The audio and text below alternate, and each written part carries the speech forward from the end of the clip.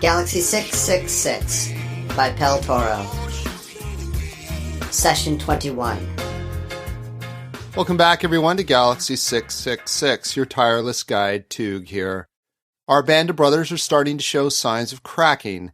Overcome by the very nature of the galaxy itself, they now become angry, with much clenching of fists and teeth, inarticulate, violent, and melancholy in turns, closing out the episode with everyone briefly passing out before coming to soon after to find themselves on a collision course with a planet. Wow. The mood swings come fast and furious, with no one apparently able to finish a sentence. Of curious note are Korzak's and Ishklah's exchange of meaningful glances, and Korzak's statement, "It's something new to us." One wonders what is not new to the recent college graduate. Certainly everything about the current situation should fall into the something new category. Clearly, however, this is another attempt by Pel to illustrate the enigmatical nexus between our two Ubermensch, though we learn nothing from it as there is no meaning provided to the meaningful glances. Second favorite line of the chapter. His voice seemed to come right up from a gravel throat and between clenched teeth. It gained nothing on its journey. Another moment of bizarre beauty as one tries to discern the meaning from this almost Zen-like phrase. It almost, but not quite, makes sense. His voice seemed to come right up from a gravel throat. I think he means gravelly, but more to the point. Where else does a voice come from? The liver? It gained nothing on the journey, except apparently speech, as he just told us he couldn't do any more with a tic-tac-toe toy. This was probably a good move on Pel's part. Smashing up the toy kept him from having to figure out what it was supposed to be doing in the first place. It should be noted that I did misquote this favored phrase. It is actually written in the book as, "I gained nothing on the journey," instead of, "It gained nothing on the journey." But as that makes even less sense, and as I love the line using the, I believe, intended pronoun, on this rare occasion, I deviated from the text. 1,000 pardons. Another favorite moment of mine is the proposal by Oski to go for the life shuttles after he crushes the primitive calculator against the side of the ship. I'm not sure what Oski believes the escape shuttles will do to improve their situation, a fact happily caught by Bronet. Perhaps it is just another symptom of the slow madness now taking over the crew. We are also treated to a trip through Ishklah's La-La Land as he waxes sentimental over life in general. Not surprising, given his history, Alco tops his list of things pined for. Pel, however, throws in additional distractions that are also of note. Ishklah wishes he was back in Galaxy 665 or 661, or even his home galaxy of 311.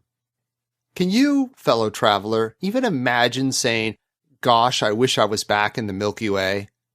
The idea of missing an entire galaxy completely obfuscates the incredible size that a galaxy is.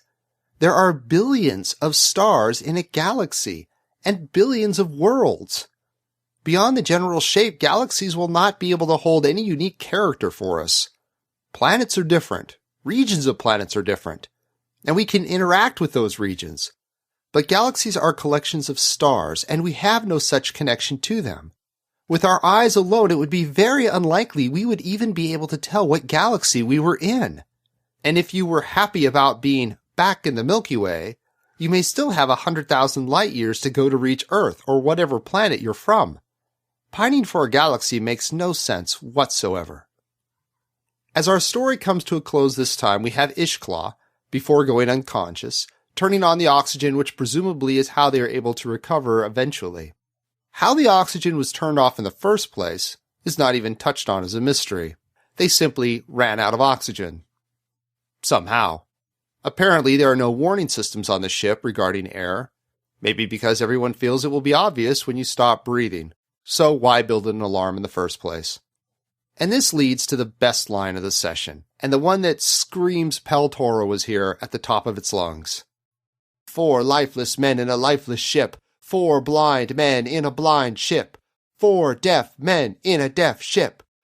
4 mutes in a mute ship, drifting on toward the 7 moons alone knew where. I could maybe take blind ship and deaf ship, but mute ship? I only regret he stopped short of 4 dumb men in a dumb ship. Another great line follows right after it.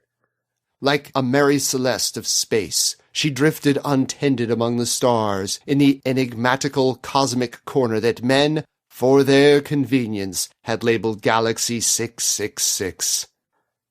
I am certain Pell is being paid by the number of times he can use the word enigmatic, or some variant thereof, and the whole that men for their convenience had labeled Galaxy 666 is beautifully random, unexpected, and pointless. Even as the chapter comes to a close, it continues to reveal gem after gem.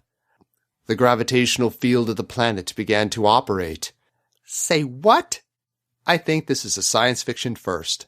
Though I have heard of spaceships that had artificial gravity, and of course Mr. Caver had developed cavorite, which negated the effects of gravity in H.G. Wells' 1901 novel, The First Men in the Moon, but I have never yet heard of a planet that could turn its gravity on and off again.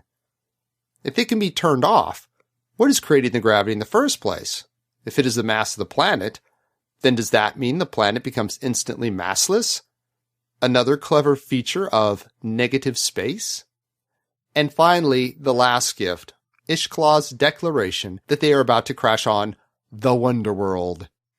The only wonder is that they have any idea where they are at all. They currently have no functioning navigational equipment, have been drifting unconscious for some unknown amount of time, in a galaxy that likes to jump ships vast distances at random.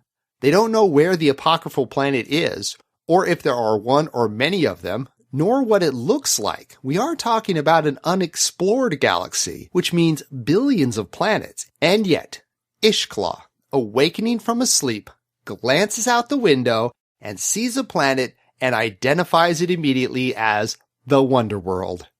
Fabulous. Is it any wonder that we find we can't get enough of Galaxy 666? Here ends Session 21.